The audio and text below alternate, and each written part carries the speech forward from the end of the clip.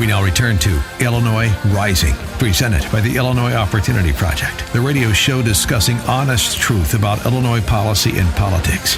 Here's AM 560's Dan Proft. Dan Proft back with Kristen McQueary from the Trib Ed Board on this edition of Illinois Rising. And hey, everything's looking up at CPS in terms of its finances. Chicago Public Schools this week getting an upgrade from Moody's. Moody's raising CPS's bond rating from B2 to B3 and assigning it a stable outlook. And all that was required to get that was the state doing a $17 billion pension bailout of CPS. And $450 million more in annual funding through the funding formula that Chicago is getting. So that seems like a small price to pay for a little incremental bump for the folks over at CPS running a tight ship over there, huh? I know, but this is just another indication, too, that these ratings... So this was Moody's, which has had kind of an adversarial relationship with Rahm. They've gone toe-to-toe over some of the downgrades of city debt. But these rating agencies are representing the people who are going to make money on the debt. They're not speaking for taxpayers. And sometimes we think of them as being these... like financial watchdogs of some sort. Exactly, yes, for us, for taxpayers. They don't care where the money comes from. They just care that bondholders are going to get paid. And the good news is that'll give CPS more borrowing room so that we can continue to keep this cycle going because it's been working out so swimmingly. For more on this, we're pleased to be joined by an expert in the space. He is CNBC contributor Jim Yuri. Jim, thanks for being with us again. Appreciate it. Thanks for having me, guys. So, did you have your party hats on when this Moody's announcement was issued? I haven't taken them off since. No, I read what Moody's had said. And yes, they mentioned the $17 billion, and they mentioned pensions several times throughout it. But I was kind of taken aback by what they didn't say. And here's what I believe they didn't say, is that there is a economic quasi-boom, maybe even a boom going on nationwide. At the same time, there's been tax cuts both at the corporate and the individual level. What they're really saying, in my opinion, is that people of Chicago and the people of the state of Illinois, to a great extent, are going to have more money. This is a perfect time for you to go in with a cash grab more money, and hope that people won't notice, and it won't exacerbate the outflow of people. Now, that to me is amazing, and I think that we're in a situation right now where Chicago's doing pretty well, mostly because a rising tide lifts all boats. At the same time, 15% of the world's sovereign debt is trading at negative levels, meaning that's the reason that our 10-year is still trading at around 2.85, making, in a global perspective, Illinois, Chicago, CPS debt look not so terrible if you squint and cock your head just right. Wow.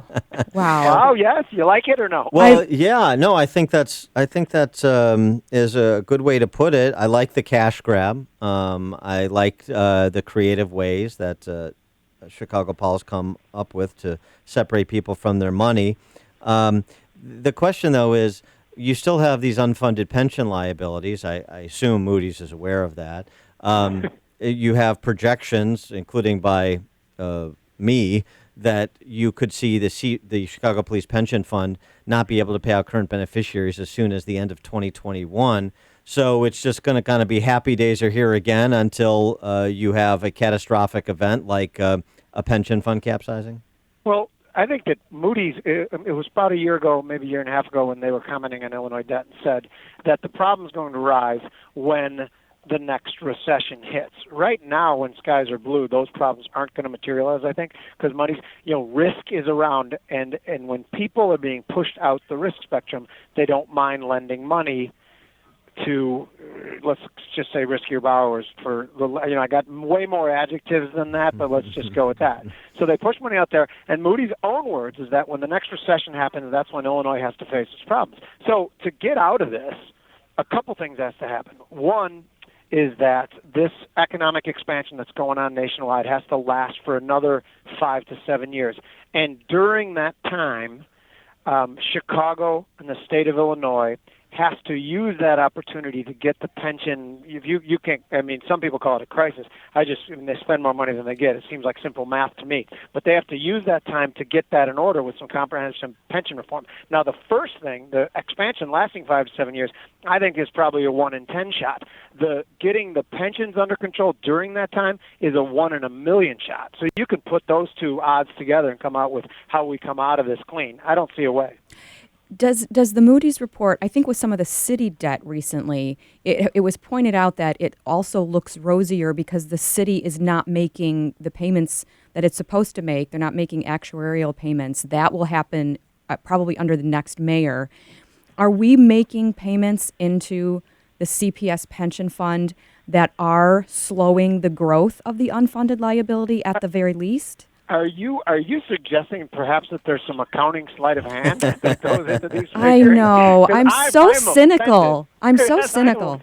Yeah, I'm normally I'm viewed in my business as someone, if I have a problem, it's that I tend to be too optimistic, and that bleeds into my trading a little bit sometimes. I sometimes think that things are going to work out better, and that leads me into problems. With this, no, there's accounting sleight of hand. The number has grown too big. We are past the tipping point that we cannot get out of the pension problem without some sort of negotiated settlement. That sounds like bankruptcy, maybe?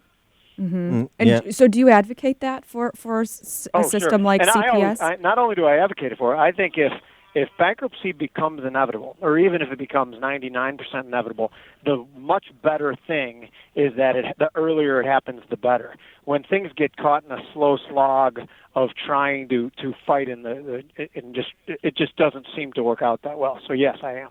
What about doing something sooner rather than later as well? Something emanated from the Fed that had created quite a stir over the last several weeks, and that's the dedicated property tax increase, 1% of home value, for the purpose of for the next 30 years, for the purposes of paying down just the 5 state pension funds that are underfunded. Well, that smacks like of what Detroit did when they were faced with problems in the 70s. They instituted a 1.5% living in the city of Detroit tax, and that was really kind of rang the death knell of Detroit at the time, because everybody just took their stuff, and everyone called it white flight at the time, but we who look at it closer know that it was green flight, and anybody who has money then money goes to where it's treated better. So you can go and try to gut people for as long as you want, and then it might not work at some point. So we're gearing up for a mayoral race. Rahm Emanuel has, I think, 9 opponents so far. Does he deserve some bit of credit for attaching revenue streams to the pension funds for the city? And whether it's property taxes, I think a water fee, a telephone tax, raising those taxes and then attaching them to paying down the pension debt. Why? Okay, yes, of course he does. But, I mean, it should just be a normal thing that a politician is fairly transparent with where money's going to come from to pay certain areas. I think it's a beautiful thing.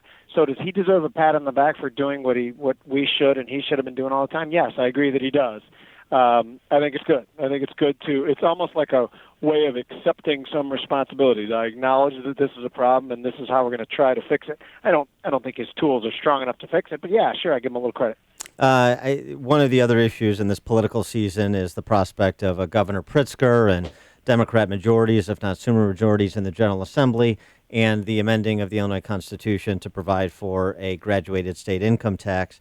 Now, I'm told by Chicago Democrat leadership that nobody is leaving Illinois. Everything's fine. We're not experiencing the exodus that, crazy conservatives like Dan Proft reference. So apparently the data is to be dismissed, but we don't have data on what the impact of the progressive income tax would be, graduated state income tax would be. But anecdotally, I talked to a lot of people that suggest if that were to be instituted, sort of a fleece the rich approach to financing state government operations, that a lot of people would be, that would be the final straw and they'd be hitting the skids. What do you think about the prospect and the potential impact of that graduated state income tax? Okay, I try to start in the middle from everything. That's what I think analysts and traders are supposed to do. And I think if anecdotally you hear 10 people say, if they do this, I'm moving.